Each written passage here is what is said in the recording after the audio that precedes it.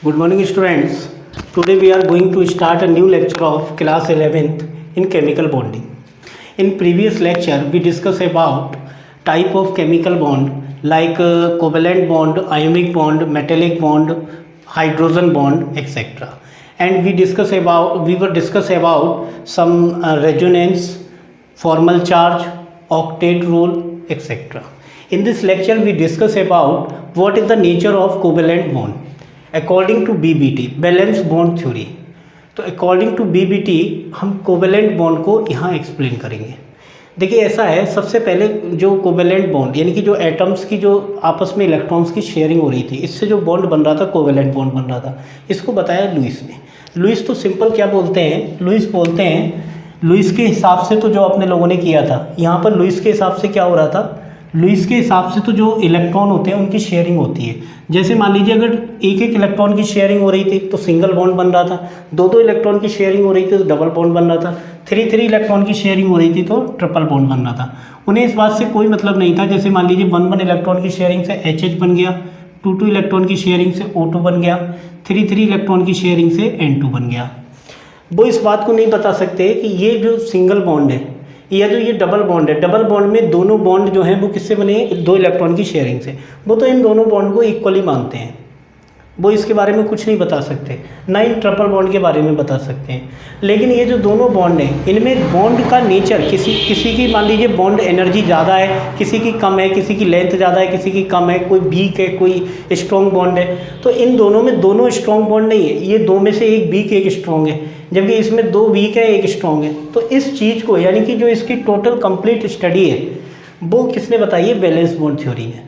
तो जो बीबीटी हम पढ़ रहे हैं तो बीबीटी से हमें कंप्लीट इन्फॉर्मेशन मिलेगी कोवेलेंट बॉन्ड के बारे में। तो यही एक करेक्ट चीज़ है। लुईस का जो कॉन्सेप्ट आपने पढ़ा है बस वो स्ट्रक्चर ड्रॉ करने के लिए या जो कोवेलेंट नेचर को बताने के लिए तो ठीक है, लेकिन जो उसकी कंप्लीट स्टडी है वो कोवेलेंट बॉन्ड की बीबीटी से ही होती है। तो बीबीटी ये बताएगी कि इसमें जो डबल बॉन्ड है, इसमें जो एक सिंगल बॉन्ड, डबल में जो दोनों बॉन्ड यहाँ जो दिखाई दे रहे हैं आपको, इन दोनों बॉन्ड की स्ट्रेंथ कैसी, किसी की कम किसी की ज़्यादा होगी। इसमें भी ट्रिपल बॉन्ड में किसकी कम है किसकी ज़्यादा, इसको समझाया बीबीटी ने। इसको हम देखते हैं बीबीटी क्या बोलती है। बीबीटी कोवेलेंट बॉन्ड के बारे में क्या बोलती है। सबसे पहले तो मैं आपको बता दूँ कि बॉन्ड आखिर कोवेलेंट बॉन्ड बनता ही क्यों है। जैसे मैं यहाँ पर एक सिंपल सी अगर मैं बात बताऊँ तो देखिए ऐसा होता है कि जो बॉन्ड बनता है, कोवेलेंट बॉन्ड जो बनता है वो इसलिए बनता है क्योंकि मान लीजिए जैसे मैं यहाँ पे H की बात करूँ, H2 मॉलिक्यूल की, तो हाइड्रोजन के पास दो एटम होते हैं। जैसे मान लीजिए H2 मॉलिक्यूल में 2 एटम है, इसका कॉन्फ़िगरेशन होता है 1s1। ऐसे कैसे दूसरा हाइड्रोजन होगा, इसका होगा 1s1। S का साइज़ कैसा होता है, स्फेरिकल। इस ऑर्बिटल का साइज़ कैसा होता है, स्फेरिकल। और ये कैसा होता है, जो S ऑर्बिटल होता है ये नॉन डायरेक्शनल होता है। नॉन डायरेक्शनल का मतलब क्या होता है, ऑर्बिटल की डेफिनेशन आपने पढ़ी होगी। नॉन डायरेक्शनल जो ऑर्बिटल होता है, orbital is a region where probability of finding of electron is maximum, यानी कि वो रीजन जहाँ पर इलेक्ट्रॉन की प्रोबेबिलिटी सबसे ज़्यादा होती है उसी रीजन को ऑर्बिटल कहते हैं।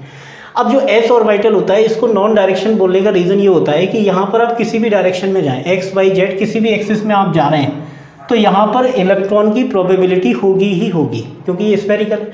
तो यहाँ पर इलेक्ट्रॉन की प्रोबेबिलिटी किसी भी डायरेक्शन में हो सकती है, इसीलिए क्या माना जाता है, नॉन डायरेक्शनल। केवल S होता है नॉन डायरेक्शनल, बाकी P D ये दोनों ही हमारे डायरेक्शनल होते हैं। ठीक है, वो उसका रीज़न अपने देख लेंगे। जैसे P ऑर्बिटल ये डंबल शेप में होता है तो इस रीजन में तो है प्रोबेबिलिटी इलेक्ट्रॉन की, लेकिन इस रीजन में नहीं होगी।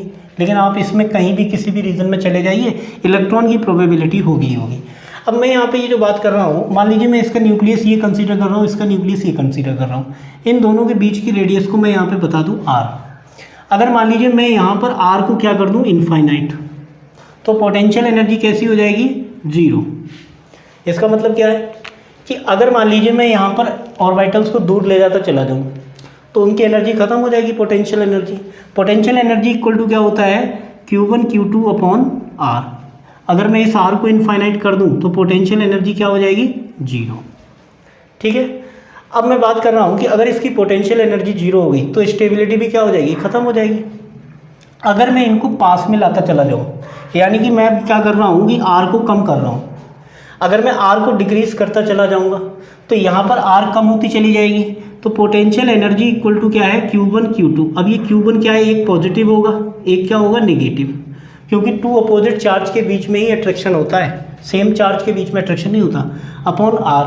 अब इस आर को मैं डिक्रीज करता चला जा रहा हूँ। अगर मैं वैसे बात करूँ तो यहाँ पर पोटेंशियल एनर्जी ओवरऑल क्या आने वाली है, नेगेटिव, ओवरऑल क्या आने वाली है, नेगेटिव। और अगर मैं आर को डिक्रीज करता चला जाऊँ, आर को मैं डिक्रीज करता चला जाऊँ, ये चीज़ अगर मैं कम करता चला जाऊँ तो ये चीज़ बढ़ती चली जाएगी, तो पोटेंशियल एनर्जी बढ़ती चली जाएगी। यानी कि अगर मैं रेडियस को कम करता चला जा रहा हूँ, यानी कि ये चीज़ अगर मैं कम करता चला जा रहा हूँ, ठीक है ना, ये चीज़ अगर मैं कम करता चला जा रहा हूँ तो उससे पोटेंशियल एनर्जी कैसी होती चली जा रही है, इंक्रीज होती चली जा रही है। अगर मैं बहुत ज़्यादा अगर कर दूंगा, ठीक है ना, अगर मान लीजिए मैं बहुत ज़्यादा कर दूँ, एक पर्टिकुलर रीजन तक करना होगा, उसका रीजन में भी देखते हैं फिर, तो पोटेंशियल एनर्जी यहाँ पे क्या हो जाएगी, नेगेटिव। अगर पोटेंशियल एनर्जी किसी की कम हो रही है, एनर्जी कम हो रही है, तो स्टेबिलिटी क्या होने लग जाएगी, इंक्रीज होने लग जाएगी।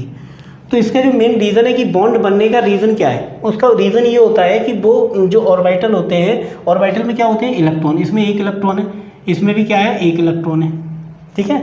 अब अगर मैं इसको पास में लाता चला जाऊंगा तो इस न्यूक्लियस का अट्रैक्शन इस पर होगा, इस न्यूक्लियस का अट्रैक्शन इस वाले इलेक्ट्रॉन पर होगा। फाइनली होगा क्या कि ये दोनों ऑर्बिटल जो है वो बिल्कुल पास पास में आ जाएंगे, तो इलेक्ट्रॉन यहाँ रिवॉल्व हो रहा है, यहाँ पे इलेक्ट्रॉन रिवॉल्व हो रहा है, तो ये एक दूसरे का कुछ एरिया शेयर कर लेंगे। तो जब ये कुछ एरिया शेयर कर लेते हैं, इस एरिया को बोलते हैं, इसी को हम बोलते हैं ऑर्बिटल्स की ओवरलैपिंग, इसको हम क्या बोलते हैं, ओवरलैपिंग, ठीक है ना। तो यहाँ पर कहने का जो मतलब है कि ये जो हमारी जो ऑर्बिटल हैं, वो ऑर्बिटल जो आपस में पास पास में आ रहे हैं, उसका रीज़न क्या है, जिससे कि वो स्टेबिलिटी को गेन कर लें, और स्टेबिलिटी को गेन कर लेंगे तो उससे क्या हो जाएगा, उसकी पोटेंशियल एनर्जी कम होती चली जाएगी। अब मैं यहाँ पे जो बात कर रहा हूँ, ये जो एरिया इन्होंने शेयर किया, तो इसको हम बोलते हैं ओवरलैपिंग। अब जो मैं बात करने जा रहा हूँ, अब मैं इसका फर्स्ट पॉइंट लिखता हूँ कि covalent bond is formed by overlapping of atomic orbitals, overlapping of two half filled atomic orbitals। ये इसका फर्स्ट पॉइंट है। अब इसका क्या मतलब है वो मैं यहाँ पे समझाता हूँ आपको, इसको मैं हटा दूँ यहाँ से। अब देखिए ऐसा होता है बीपीटी के हिसाब से जो कोवेलेंट बॉन्ड फॉर्म होता है वो किससे होता है, ओवरलैपिंग से होता है। ओवरलैपिंग का मतलब होता है शेयरिंग ऑफ सम रीजन, यानी कि कुछ रीजन जो है वो ऑर्बिटल्स एक दूसरे का शेयर कर लेते हैं। और two half filled orbital, atomic orbital. अब मैं यहाँ पर इसको एग्जांपल से लेकर बता रहा हूँ। जैसे मैं हाइड्रोजन का ही एग्जांपल ले लेता हूँ, तो हाइड्रोजन का क्या होता है 1s1, हाइड्रोजन का कॉन्फ़िगरेशन क्या होता है 1s1। अब s ऑर्बिटल में अकेला इलेक्ट्रॉन है, मतलब हाफ फील्ड है, हाफ फील्ड एटॉमिक ऑर्बिटल है। ये कैसा ऑर्बिटल है, एटॉमिक ऑर्बिटल। तो एक हाइड्रोजन तो ये हो गया, इसका एक एटॉमिक ऑर्बिटल, और एक दूसरा हाइड्रोजन होगा, ठीक है, उसका एटॉमिक ऑर्बिटल, ये 1। तो इनमें क्या होगा, एटॉमिक ऑर्बिटल्स, इसकी शेप कैसी होती है, स्फेरिकल, इसकी शेप कैसी है, स्फेरिकल। तो ये पास में आते चले जाएंगे, और ये पास में आने पर ये अपनी जो है कुछ एरिया को शेयर कर लेंगे, इसको हम बोलते हैं ओवरलैपिंग। ओवरलैपिंग होने से क्या होगा कि जब ये अपना कुछ एरिया शेयर कर लेंगे, तो जब ये अपना कुछ एरिया शेयर कर लेंगे तो ये यहाँ पर जो इलेक्ट्रॉन्स होंगे वो पास पास में आने लग जाएंगे और न्यूक्लियस से क्लोजर हो जाएंगे इलेक्ट्रॉन जितना ज़्यादा न्यूक्लियस से क्लोजर होता चला जाएगा, इसका मतलब ओवरलैपिंग उतनी ज़्यादा होती चली जा रही है, तो ओवरलैपिंग बढ़ती जाएगी, बॉन्ड की स्ट्रेंथ भी बढ़ती जाएगी। तो लेकिन बीबीटी के हिसाब से जो कोवेलेंट बॉन्ड बनता है वो किससे बनता है, overlapping of two half filled atomic orbital. तो ये तो एटॉमिक ऑर्बिटल्स हैं, इन एटॉमिक ऑर्बिटल्स के हाफ फिल्ड होने चाहिए, फुल फिल्ड नहीं होंगे। फुल फिल्ड अगर होंगे तो उनमें फिर ओवरलैपिंग नहीं होगी, ओवरलैपिंग होती है हाफ फिल्ड एटॉमिक ऑर्बिटल्स की। तो ओवरलैपिंग से बनते हैं, ओवरलैपिंग का मतलब शेयरिंग ऑफ सम रीजन, कुछ रीजन को इन्होंने शेयर कर लिया, कुछ रीजन को इन्होंने क्या कर लिया, शेयर कर लिया, तो यहाँ पर ओवरलैपिंग हो गई। अब ओवरलैपिंग से क्या हुआ है कि यहाँ पे मान लीजिए ये तो ओवरलैपिंग हो गई, तो इसको हम ऐसे करके भी लिख सकते हैं, कहीं कहीं बुक में इस तरीके से भी लिखा होगा, इस तरीके से, तो इस तरीके से भी दिया होगा। तो इसका मतलब ये है कि कुछ एरिया जो है वो कैसा हो गया, इसका शेयर हो गया, इसी को हम बोलते हैं ओवरलैपिंग। तो covalent bond is formed by overlapping of two half filled atomic orbital. ये इसका फर्स्ट पोस्टुलेट है, किसका? Valence bond theory. Valence bond theory इस बात को बताती है। अब ये जो बना है ये क्या बना? Molecular orbital. Molecular orbital. तो जो molecular orbital are formed by the sharing of two half filled atomic orbitals. तो जो कोवेलेंट बॉन्ड जो बनता है किनके बीच में? मॉलिक्यूलर ऑर्बिटल्स के बीच में। वो किससे बनता है? ओवरलैपिंग से बनता है। ओवरलैपिंग किसके बीच में होती है? Two half filled atomic orbitals के बीच में होती है। अब इसके आगे देखते हैं क्या है दूसरा पॉइंट। नेक्स्ट पॉइंट है more is the overlapping, more will be strength of bond, strength of covalent bond. अब देखिए ऐसा होगा कि जितनी ज़्यादा ओवरलैपिंग होगी दो एटॉमिक ऑर्बिटल्स के बीच में उतनी ज़्यादा बॉन्ड की स्ट्रेंथ होगी। स्ट्रेंथ क्यों होगी? कि मान लीजिए अगर मैं एस को ही देखूं तो देखो पहले मैं यहाँ पे एक बात और बता दूं कि एस वो नॉन डायरेक्शनल, सॉरी डायरेक्शनल कौन कौन से होते हैं? पी है, डी है, एफ की मैं बात नहीं कर रहा। Directional P and D do more overlapping, more overlapping. अब ये क्यों करते हैं उसका भी रीज़न मैं बता रहा हूँ आपको। ऐसा होता है कि मैं बात कर रहा हूँ, पहले तो मैं बता दूँ एस की, तो एस की ओवरलैपिंग कैसी होती है? इस तरीके की। तो इतना एरिया जो है वो इसने शेयर कर लिया। ये अगर मान लीजिए मैं बात करूँ पी की, तो पी में कुछ इस तरीके की ओवरलैपिंग होगी, ठीक है। अब पी कैसा होता है? डायरेक्शनल। यहाँ पर इस रीजन में कहीं पर भी इलेक्ट्रॉन नहीं मिलेगा, इस रीजन में आपको इलेक्ट्रॉन नहीं मिलेगा, इसीलिए ये डायरेक्शनल है। अब यहाँ पर जो डी भी होता है, डी डबल डम्बल होता है इस तरीके से, तो यहाँ पर इस रीजन में आपको, इन रीजन्स में आपको कहीं पर भी इलेक्ट्रॉन नहीं मिलेगा, इसीलिए ये डी और पी ये दोनों ही आपके कैसे होते हैं? डायरेक्शनल। जबकि ये कैसा होता है? इसमें किसी भी डायरेक्शन में आप जाएं, किसी भी डायरेक्शन में जाएं आप, ठीक है, आपको इलेक्ट्रॉन की प्रोबेबिलिटी मिलेगी। तो इलेक्ट्रॉन की प्रोबेबिलिटी जो है वो इसमें जो होती है एस ऑर्बिटल में कहीं पर भी हो सकती है, इसीलिए हम इसको बोलते हैं नॉन डायरेक्शनल। जबकि पी और डी ये दोनों ही कैसे होते हैं? डायरेक्शनल। अब मैं जो बात बता रहा हूँ कि जो पी और डी हैं ये ज़्यादा ओवरलैपिंग करते हैं, उसका रीज़न क्या होता है कि यहाँ पर अगर मैं कैसी भी ओवरलैपिंग कराऊँ, अगर मान लीजिए मैं एक्सियल ओवरलैपिंग, अभी बाद में डिटेल में इसी में बताऊँगा कि एक्सियल ओवरलैपिंग कैसी होती है और लेटरल कैसी होगी। तो यहाँ पर जो ओवरलैपिंग मैं करा रहा हूँ तो इसमें क्या होगा? इलेक्ट्रॉन जो है वो आपका ये इन्हीं रीजन्स में होगा। तो यहाँ पर जब आप ओवरलैपिंग कराएंगे तो यहाँ पर पी और डी ये दोनों की ही लोब्स बहुत ज़्यादा दूर तक, यानी कि बिल्कुल न्यूक्लियस के पास तक ओवरलैपिंग कर सकते हैं। जबकि इसमें इलेक्ट्रॉन हो सकता है कहीं भी इस रीजन में हो, तो वो इलेक्ट्रॉन इधर उधर हो सकता है और न्यूक्लियस इसका जो है वहीं पर इस साइड में सिचुएटेड होगा। तो इसीलिए इसमें जो है एस में कम होती है ओवरलैपिंग, जबकि पी और डी ये दोनों ही डायरेक्शनल होने की वजह से इसमें ओवरलैपिंग ज़्यादा होती है। अब इसके बाद मैं आपको ये बता दूँ कि जो स्ट्रेंथ कैसे बढ़ेगी। देखो ऐसा होता है कि ये न्यूक्लियस है, इस न्यूक्लियस तक की डिस्टेंस को अपने ने क्या माना था? आर। अब ये हमारी क्या मानी जा सकती है? Bond length. बॉन्ड लेंथ क्या मानी जा सकती है? Bond length. अगर ये ओवरलैपिंग ज़्यादा होगी, अगर मान लीजिए ओवरलैपिंग ये एरिया जो है जो ऑक्यूपाई किया हुआ है, एक दूसरे को ओवरलैप किया हुआ है, ये जो शेयरिंग का एरिया है, अगर ये एरिया बढ़ता चला जाएगा तो इलेक्ट्रॉन जो होगा वो न्यूक्लियस के बिल्कुल पास आ जाएगा, यानी कि इलेक्ट्रॉन जो है वो मोर क्लोजर होगा, मोर क्लोजर टू न्यूक्लियस। अगर न्यूक्लियस के ज़्यादा पास में होगा इलेक्ट्रॉन तो उससे क्या होगा कि उसका अट्रैक्शन ज़्यादा होगा, अट्रैक्शन ज़्यादा होगा तो ज़्यादा एरिया शेयर होगा, तो ज़्यादा एरिया शेयर होगा तो बॉन्ड जो है वो कैसा हो जाएगा? बॉन्ड लेंथ कम हो जाएगी, और बॉन्ड लेंथ कम होगी तो उससे क्या होगा? बॉन्ड स्ट्रेंथ बढ़ेगी। तो बॉन्ड की स्ट्रेंथ बढ़ती है, उसका रीज़न क्या है? उसका रीज़न ये होता है क्योंकि उसकी बॉन्ड लेंथ कैसी होती चली जाती है? कम होती चली जाती है। बॉन्ड लेंथ का मतलब क्या होता है? बॉन्ड लेंथ का मतलब होता है it is a minimum distance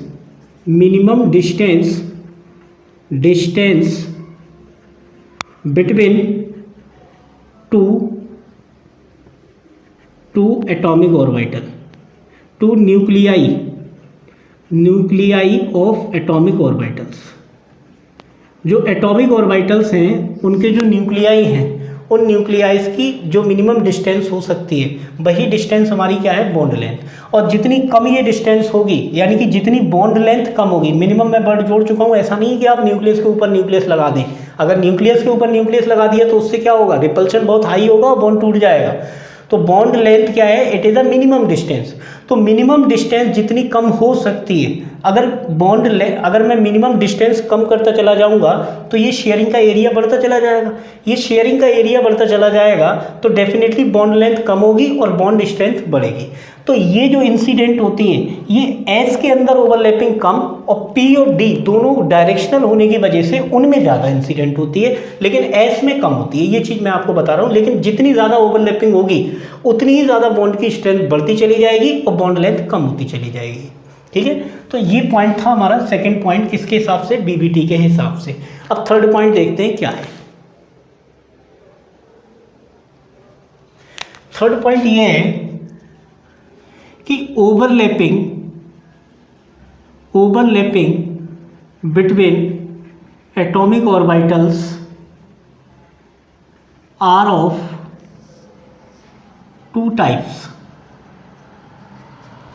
first होती है हमारी एक्सियल और सेकंड होती है लेटरल, LATERAL, लेटरल। तो एक होती है एक्सियल, ठीक है ना, और एक होती है हमारी लेटरल। लेटरल जो होती है वो साइड बाई साइड होती है, side by side, side by side, ठीक है ना। अब यहाँ पर ये कैसे करके ओवरलैपिंग होती है वो मैं यहाँ पे आपको समझा रहा हूँ। ओवरलैपिंग किस तरीके से की जाती है। अब ओवरलैपिंग आप किस में कराएंगे, ओवरलैपिंग दो ऑर्बिटल्स के बीच में कराएंगे। एक ऑर्बिटल के बीच में ओवरलैपिंग हो नहीं सकती, तो कम से कम आपके पास दो एटॉमिक ऑर्बिटल होने चाहिए। जैसे मैं पहले नंबर जो ओवरलैपिंग देख रहा हूँ वो ओवरलैपिंग जो होती है, अच्छा ये भी बता दूँ, एक्सियल ओवरलैपिंग से जो बॉन्ड फॉर्म होता है उसको हम बोलते हैं सिग्मा बॉन्ड, और इससे जो बॉन्ड फॉर्म होता है इसको हम बोलेंगे आगे चल के पाई बॉन्ड। तो पहले जो हम देख रहे हैं वो हम देख रहे हैं सिग्मा बॉन्ड कैसे बनता है। तो पहले हम समझ लें कि what is sigma bond. Sigma bond, अब सिग्मा बॉन्ड जो बनता है it is formed by overlapping between overlapping कौन सी होगी ये, axial overlapping between two half filled atomic orbitals. अब कैसे करके होती है वो समझते हैं। जैसे मान लीजिए मैं SS ओवरलैपिंग देख रहा हूँ, SS ओवरलैपिंग कैसे करके होती है, इसके लिए मैं एग्जांपल लूँगा H2 का, ठीक है। तो H के लिए एक H यहाँ बना लूँ, H2 के लिए एक H यहाँ बना लूँ। इसका कॉन्फ़िगरेशन क्या होता है, 1s1 1s1। इसमें जो अगर मैं बात करूँ इसका जो साइज़ होता है वो स्फेरिकल होता है, इसका जो साइज़ होता है वो भी स्फेरिकल होता है। अब इन दोनों को मैं जोड़ रहा हूँ, इनमें एक एक इलेक्ट्रॉन होगा और इसमें भी एक एक इलेक्ट्रॉन होगा। तो इससे क्या होगा कि ऑर्बिटल जो होते हैं वो इस तरीके से पास में आ जाते हैं। यानी कि ऑर्बिटल अब क्यों पास में आते हैं, क्योंकि वो उन्हें क्या होता है, बॉन्ड स्ट्रेंथ, यानी कि जब पास में आ जाएंगे तो इनके बीच में जो अट्रैक्शन लग रहा होगा, यानी कि इनका न्यूक्लियस इसके इलेक्ट्रॉन को अट्रैक्ट करेगा, इनका न्यूक्लियस इसके इलेक्ट्रॉन को अट्रैक्ट करेगा, तो दोनों पास आ जाएंगे। तो उससे क्या हो जाएगी, ये स्टेबिलिटी बढ़ जाएगी। जितना ज़्यादा पास में आएंगे उतनी ही ज़्यादा ओवरलैपिंग होगी और बॉन्ड स्ट्रेंथ उतनी ज़्यादा होगी। लेकिन ऐसा नहीं है कि मैं एक के ऊपर एक लगा दूंगा, एक के ऊपर एक लगा दूंगा तो न्यूक्लियस का रिपल्शन हो जाएगा और बॉन्ड टूट जाएगा। तो ये जो आपके एटॉमिक ऑर्बिटल्स हैं ये बिल्कुल पास में आएंगे और कुछ एरिया को, यानी कि कुछ रीजन को ऑक्यूपाई कर लेंगे, यानी कि इसको ओवरलैप कर लेंगे। कुछ में कम होता है ओवरलैपिंग, कुछ में ज़्यादा होता है ओवरलैपिंग। लेकिन ओवरलैपिंग का मतलब क्या होता है, sharing of some regions of orbital की कुछ रीजन को ये क्या कर लेते हैं, शेयर कर लेते हैं। तो यहाँ पर ये एस था, ये एस था, तो यहाँ पे कैसी हो गई, एस एस ओवरलैपिंग हो गई। और ये एक एस एस कैसी हुई है, यहाँ पर तो एस में तो आप इसमें तो किसी भी तरीके से लेटरल हो नहीं सकती है क्योंकि ये नॉन डायरेक्शनल होता है। आप किसी भी डायरेक्शन से लाएं, इसका जो एक सेंटर होगा, सेंटर टू सेंटर ओवरलैपिंग हो जाएगी। यानी कि बिल्कुल ऐसे होगी, चाहे आप ऊपर से लेकर आएँ, चाहे आप नीचे से लेकर आएँ, कहीं से भी लेकर आएँ, मानी एस एस के अंदर कौन सी जाएगी, एक्सियल ओवरलैपिंग, क्योंकि सेंटर टू सेंटर ओवरलैपिंग हो रही है। तो एस में तो जो होगी वो कैसी होगी, सेंटर टू सेंटर, ठीक है ना, इसमें कभी भी लेटरल नहीं हो सकती। अब मैं यहाँ पर आपको बता दूँ, यहाँ पर H2 आ गया, ये इस तरीके से ओवरलैपिंग होती है।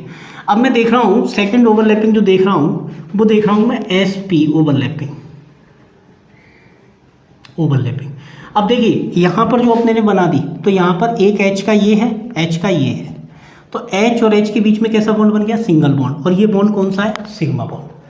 अब सिग्मा बॉन्ड आपने यहाँ पे बना लिया। अब मैं कर रहा हूँ S और P के बीच में, तो S का जो यहाँ पर जो मैं एग्जांपल लेने वाला हूँ वो मैं ले लेता हूँ HCl का, ठीक है। अब मैं H की बात करूँ, यहाँ पे मैं H को ले लूँ, यहाँ Cl को ले लूँ। H का कॉन्फ़िगरेशन क्या होता है? 1s1, जबकि इसका क्या होता है? 1s2 2s2 2p6 3s2 3p, तो 3s2 3p5 ये होता है इसका आउटर मोस्ट कॉन्फ़िगरेशन। मुझे इससे कोई मतलब नहीं है 3s से। रीज़न, ये सभी कैसे होंगे आपके? ये आपके फुलफिल्ड हैं। और अगर मैं P की बात करूं तो P के अंदर कितने ऑर्बिटल होते हैं? 3। इलेक्ट्रॉन कितने हैं? 5। तो इस तरीके से 5 है। तो ये दोनों तो मेरे लिए यूजलेस है, मुझे चाहिए हाफ फील्ड। तो हाफ फील्ड कौन सा है? ये वाला। मैं इसको Px मान लेता हूँ, ठीक है ना। मैं इसको क्या मान लेता हूँ? Px, ये हो जाएगा Py Pz। आप किसी को भी Px Py Pz मान सकते हैं। अब मान लीजिए मेरे लिए तो ये वाला काम क्या है ना, तो मैं यहाँ पे S का साइज बना लूँ 1s। ये क्या है हमारा? 1s। यहाँ पे क्या ले लूँ मैं? Px का जो P का ऑर्बिटल जो होता है वो किस तरीके का होता है? डंबल शेप में। तो डंबल शेप यहाँ पे बना लूँ मैं, ये डंबल बन गया। ये P मैंने x मान लिया, ठीक है। अब यहाँ पे क्या होगा? इसमें ओवरलैपिंग कैसी होने वाली है? Axial, centre to centre overlapping. ये आपस में इस तरीके से पास में आएंगे और पास में आने के बाद में इस तरीके का बॉन्ड फॉर्म कर लेंगे। ये कुछ एरिया जो है वो शेयर कर लेंगे, ये एरिया शेयर हो गया। अब देख रहे हैं आप, ये वाला इसमें ओवरलैपिंग कम हो पाती है SS में, क्योंकि ये कैसा है? Non directional. ये डायरेक्शन एक ही डायरेक्शन में आ रहे हैं, एक ही डायरेक्शन में आने पर बिल्कुल इसका सेंटर इसके सेंटर के बिल्कुल एकदम सामने आ जाता है, तो इसमें ओवरलैपिंग ज़्यादा हो सकती है जो डायरेक्शनल है। तो यहाँ पे ये SP ओवरलैपिंग हो गई। कौन सी हो गई? SP। लेकिन ये हुई किस तरीके की ओवरलैपिंग है? S जहाँ भी होगा, ठीक है, वहाँ पर ओवरलैपिंग हमेशा सेंटर टू सेंटर होगी, मतलब एक्सियल ओवरलैपिंग होगी। वहाँ कभी लेटरल ओवरलैपिंग नहीं हो सकती। तो यहाँ पर जो ओवरलैपिंग हुई है ये कैसी हुई है? Centre to centre. तो सेंटर टू सेंटर जब भी ओवरलैपिंग होगी तो हमेशा कौन सा बॉन्ड बनेगा? Sigma bond. अब H और Cl के बीच में कौन सा बॉन्ड आ गया? सिग्मा बॉन्ड, ठीक है ना। तो इन दोनों के बीच में कैसे बन रहे हैं बॉन्ड? Sigma bond. अब मैं इसको रफ करता हूँ, उसके बाद मैं बताता हूँ कि P और P के बीच में किस तरीके की ओवरलैपिंग होगी। अब देख रहे हैं PP ओवरलैपिंग, PP ओवरलैपिंग। अब अगर मान लो PP ओवरलैपिंग हो रही है, ठीक है ना, मैं अभी बात कर रहा हूँ केवल एक्सियल की, ठीक है ना, मैं लेटरल की बात नहीं कर रहा हूँ, इसमें लेटरल हो सकती है। अब मैं इसके लिए एग्जांपल कौन सा ले लूँ? इसके लिए मैंने एग्जांपल ले लिया Cl2 का, ठीक है। अब Cl में एक Cl का जो कॉन्फ़िगरेशन है, इसके पास आउटर मोस्ट में कितने हैं? 3H2 3p5, और इस Cl के पास भी कितने हैं? 3H2 3p5। अब यहाँ पर मैं बात करूँ इनके ऑर्बिटल्स की, मैं S को नहीं बना रहा हूँ मैं, ठीक है ना। S को क्यों नहीं बना रहा हूँ? क्योंकि वो फुलफिल्ड है। मैं इसका भी क्या बना रहा हूँ? 3p। ये भी आपका 3p हो गया, ये भी आपका 3p हो गया। दोनों के अंदर जो इलेक्ट्रॉन है वो काम के जो इलेक्ट्रॉन है वो केवल कौन से हैं? इसको मैं Px मान लेता हूँ, इसको भी मैं Px मान लेता हूँ। इसका शेप कैसा है? इस तरीके से डंबल शेप। इसका भी शेप कैसा है? डंबल शेप, ठीक है ना। अब मैं इसमें जो ओवरलैपिंग कराऊंगा वो कैसी कराऊंगा? Centre to centre overlapping. Centre to centre overlapping ज़्यादा होती है, इस तरीके से मैं इसमें ओवरलैपिंग करा रहा हूँ, इस तरीके से, ठीक है ना।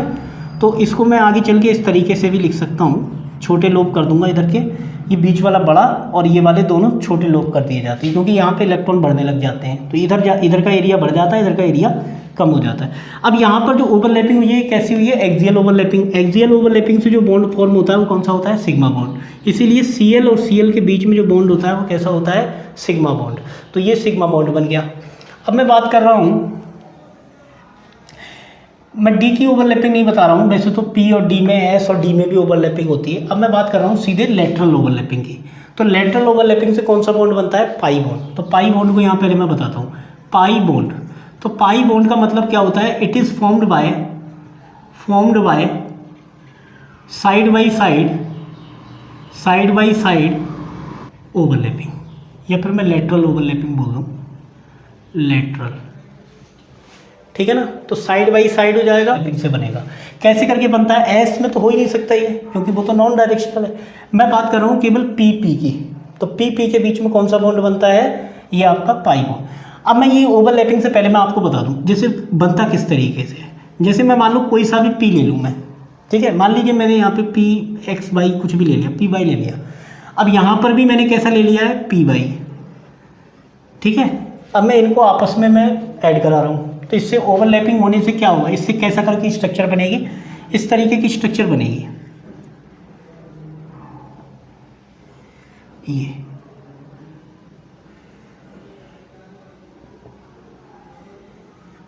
ये स्ट्रक्चर बनेगी, यानी कि इसने जो रीजन जो ओवरलैप किया है वो ये है। यानी कि आप ऐसे समझिए कि इस तरीके के ऑर्बिटल है, तो इस तरीके की आप अगर ओवरलैपिंग करा रहे हो तो ये होती है लेटरल, यानी कि साइड बाई साइड ओवरलैपिंग। अब इसमें क्या होता है साइड बाई साइड ओवरलैपिंग में कि ये जो रीजन है इसको हम ऐसे करके भी लिख सकते हैं,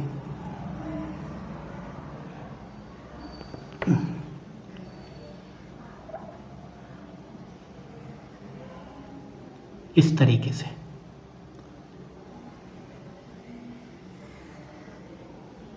इस तरीके से, तो इस तरीके से हमारा बन जाता है, ठीक है ना। तो इसकी फाइनल जो क्लाउड होता है वो इस तरीके से बनाया जाता है। ऑर्बिटल क्या है, स्पेस ही तो है ये, तो स्पेस में इस तरीके की स्ट्रक्चर को भी दिखाया जा सकता है। तो ये हमारी हो गई पाई बॉन्ड। अब इसके एग्जांपल देखते हैं अपने लोग। तो अभी आपने देखा कि जो हमने सिग्मा बॉन्ड बनाया था, जो सिग्मा बॉन्ड बन रहे थे वो एक्सियल ओवरलैपिंग से बन रहे थे, ठीक है ना, या हेड टू हेड ओवरलैपिंग से बन रहे थे। ये किससे बन रहे थे, ये परपेंडिकुलर डायरेक्शन से बन रहे थे, यानी कि इस तरीके से अगर आप मान लीजिए इस तरीके से ओवरलैपिंग करा रहे हैं आप, ठीक है, ये हेड टू हेड ओवरलैपिंग होती है, एक्सियल बोलते हैं इसको। तो अगर इस तरीके से ओवरलैपिंग करा रहे हैं तो इसको बनेगा सिग्मा बॉन्ड। और अगर आप इस तरीके से ओवरलैपिंग करा रहे हैं, ये साइड बाई ओवरलैपिंग होती है, साइड बाई ओवरलैपिंग अगर आप करा रहे हैं, लेटरल ओवरलैपिंग करा रहे हैं, तो इससे बनेगा पाई बॉन्ड। तो पाई बॉन्ड जो होता है वो बहुत कम एरिया शेयर करता है, यानी कि ये बहुत कम एरिया, यानी ओवरलैपिंग कम होती है। तो ओवरलैपिंग जितनी कम होगी उतना ही बॉन्ड वीकर होगा। सिग्मा बॉन्ड इसलिए ज़्यादा स्ट्रॉन्गर होता है क्योंकि उसमें ओवरलैपिंग ज़्यादा होती है, लेकिन इसमें एरिया कम शेयर होता है, मतलब ओवरलैपिंग कम होती है। ओवरलैपिंग जितनी कम होगी उतना ही बॉन्ड की स्ट्रेंथ कम होगी, इसीलिए sigma bond is stronger than pi bond. Pi bond से ज़्यादा स्ट्रॉन्गर होता है। अब हम कुछ ऐसे केसेस भी देख लेते हैं जिनमें जो है सिग्मा बॉन्ड और पाई बॉन्ड ये दोनों जो हैं वो होते हैं। जैसे मान लीजिए मैं केस ले लेता हूँ O2 का। O2 के बीच में आपने बताया था लुईस के हिसाब से डबल बॉन्ड होता है, ठीक है ना। अब लुईस के हिसाब से तो वो क्या बोलता है, sharing of 2 electrons, sharing of 4 electrons between 2 oxygen atom and form double bond, ये बोलता है वो लुईस। लेकिन लुईस ने कभी ये नहीं बताया कि ये दोनों बॉन्ड इक्वल एनर्जी के हैं, इक्वल बॉन्ड लेंथ के हैं, स्ट्रॉन्गर हैं, वीकर हैं, कुछ नहीं बताया। लेकिन बीबीटी इसको एक्सप्लेन करेगी। बीबीटी कैसे बताएगी इसको, बीबीटी ऐसे करके बताएगी कि जैसे मान लीजिए ऑक्सीजन की अगर मैं बात करूँ, सिंगल ऑक्सीजन की बात करूँ, जरा मार्कर चेंज करूँ। अब बीबीटी कैसे करके बताएगी, जैसे ऑक्सीजन एटम है, ऑक्सीजन के पास 8 होता है एटॉमिक नंबर। कॉन्फ़िगरेशन कैसे लिखते हैं, 1s2 2s2 2p6 2p4। अब मैं बात करूं, मेरे पास जो आउटर मोस्ट मतलब बैलेंसी शेल कौन सा होता है, 2s2 2p4। अगर मैं 2s की बात करूंगा तो उससे कोई फ़ायदा नहीं है, इसका जो बैलेंसी शेल है वो 2s2 और 2p4 है। तो अगर मैं मान लीजिए 2s की बात करूंगा, इससे कोई फ़ायदा नहीं, मैं सीधे क्या लिखूंगा 2p4। तो यहाँ पर p में कितने ऑर्बिटल होते हैं, 3। यहाँ पर 1 1 2 3 4। यहाँ पे मैं इसको क्या मान लेता हूँ, px और py, ठीक है, इस तरीके से। और यहाँ पर मैं अगर बात करूँ दूसरे ऑक्सीजन की, तो सेम सिचुएशन उसके अंदर भी यही होगी। उसके पास भी 3 ऑर्बिटल हैं जिसमें से 2 वैकेंट हैं और 1 जो ऑर्बिटल है, ये कौन सा केस है, 2p4 का। इसमें मैं इसको भी क्या मान लेता हूँ, px और py। ये वाले 2 ऑर्बिटल हाफ फिल्ड हैं, तो हाफ फिल्ड एटॉमिक ऑर्बिटल के बीच में ही ओवरलैपिंग होती है। पहला ही पॉइंट, फर्स्ट पॉइंट ये था कि covalent bond is formed by covalent bond is formed by overlapping between 2 half filled atomic orbital. तो हाफ फिल्ड ये हैं दोनों, तो इन्हीं के बीच में ओवरलैपिंग होगी। अब मैं ऐसा करता हूँ कि यहाँ पर जो px बना लेता हूँ वो इस तरीके का बना लेता हूँ, ठीक है, और py को मैं कैसे बना लूँ, इस तरीके से। ये तो ये तो हो गया हमारा py या px, इसको मान लूँ मैं, ये हो गया px, ठीक है ना।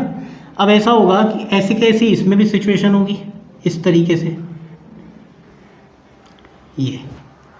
अब यहाँ पर ये वाला जो ऑर्बिटल है हमारा, मतलब ये px जो है, ये जो px है, ये कैसी करके ओवरलैपिंग कर रहा है, हेड टू हेड ओवरलैपिंग। ये वाली ओवरलैपिंग कैसी होगी, एक्सियल ओवरलैपिंग, इस तरीके से। तो इससे जो बॉन्ड बनेगा वो कौन सा बनेगा, सिग्मा। ये ज़्यादा ओवरलैपिंग होगी। क्यों ज़्यादा होगी, क्योंकि अगर मान लीजिए इस तरीके से अगर ये ओवरलैप करने के लिए आ रहे हैं तो more area shared by 2 orbitals, 2 orbitals के बीच में ज़्यादा एरिया शेयर होगा। लेकिन ये ओवरलैपिंग कैसे होने वाली है, इस तरीके से, यानी कि ये इस तरीके से ओवरलैपिंग होने वाली है, इस तरीके से। तो ये एरिया कम शेयर करेंगे, तो इससे जो बॉन्ड बनेगा ये बनेगा पाई बॉन्ड। तो इसमें एक सिग्मा होता है, एक पाई होता है। किसमें, ओ के केस में। ये जो ऑक्सीजन का एक केस है, इसमें एक तो सिग्मा है, एक इसमें पाई है। देखने में दोनों डिफरेंट, दोनों सेम लग रहे हैं, बट एक्चुअली क्या है, ये दोनों में सिग्मा बॉन्ड जो है वो वीकर है, सॉरी सिग्मा बॉन्ड स्ट्रॉन्गर है, किससे, पाई से। क्यों स्ट्रॉन्गर है, उसका रीज़न भी मैंने बता दिया। इसमें शेयरिंग, इसमें ओवरलैपिंग ज़्यादा होती है, इसमें ओवरलैपिंग कम होती है। तो ये स्ट्रक्चर किसकी है, O2 की। अब मैं ऐसी कैसी N2 की भी अगर आपको बताऊं तो N2 के केस में नाइट्रोजन कॉन्फ़िगरेशन कितना होता है, 2p3, लास्ट का कॉन्फ़िगरेशन 1:2:2p3। तो इसके पास 3p है, ये हो गया px p/pz। तो 1 इलेक्ट्रॉन है, तीनों ही काम में आने वाले हैं। ऐसे कैसे, दूसरा भी नाइट्रोजन होगा, उसके ये तीनों काम में आएंगे। तो इसमें स्ट्रक्चर कैसे करके बनेगी, मैं px को इस तरीके से ड्रॉ कर लेता हूँ, ये इक्वली बनाता हूँ इस तरीके से।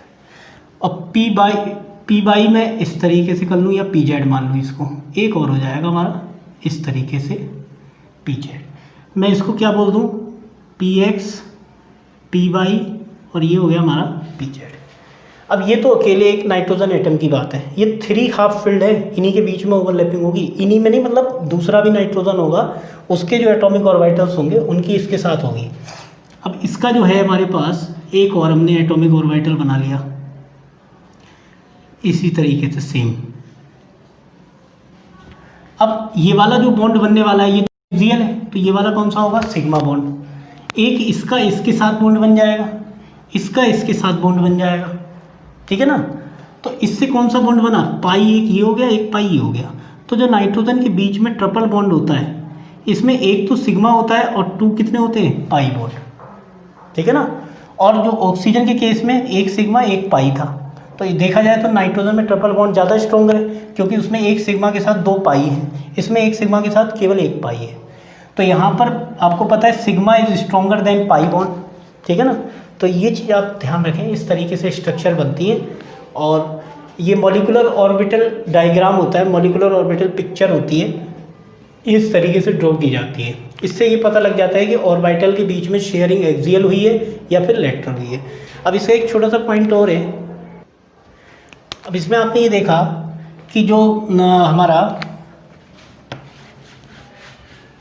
सिग्मा बॉन्ड जो बना, हमारा सिग्मा बॉन्ड किससे बना है, सिग्मा बना है हमारा एक्सियल ओवरलैपिंग से।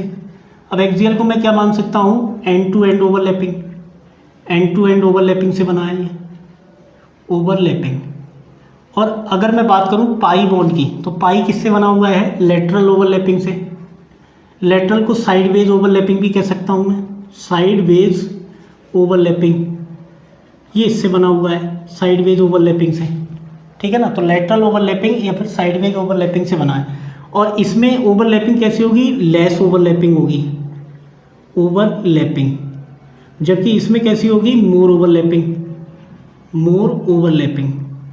और जितनी ज़्यादा ओवरलैपिंग होती चली जाएगी, ओवरलैपिंग अगर बढ़ती चली जा रही है ऑर्बिटल्स की, तो उससे क्या होता है, स्ट्रेंथ बॉन्ड की बढ़ती चली जा रही है, बॉन्ड स्ट्रेंथ बढ़ती चली जा रही है, ठीक है ना। तो यही रीज़न है कि जो सिग्मा बॉन्ड होता है is stronger than pi bond, ठीक है ना। तो सिग्मा बॉन्ड ज़्यादा स्ट्रोंगर होता है पाई बॉन्ड से, ये उसका रीज़न होता है, करेक्ट रीज़न, ठीक है ना। तो सिग्मा और पाई बॉन्ड कॉन्सेप्ट जो है वो यहाँ पे आपके क्लियर हो जाते हैं। सिग्मा बॉन्ड कैसा है, पाई बॉन्ड कैसा है, ये आपके पॉइंट यहाँ पे क्लियर हो जाएंगे, ठीक है ना। तो ये सिग्मा है और ये वाला पाई है।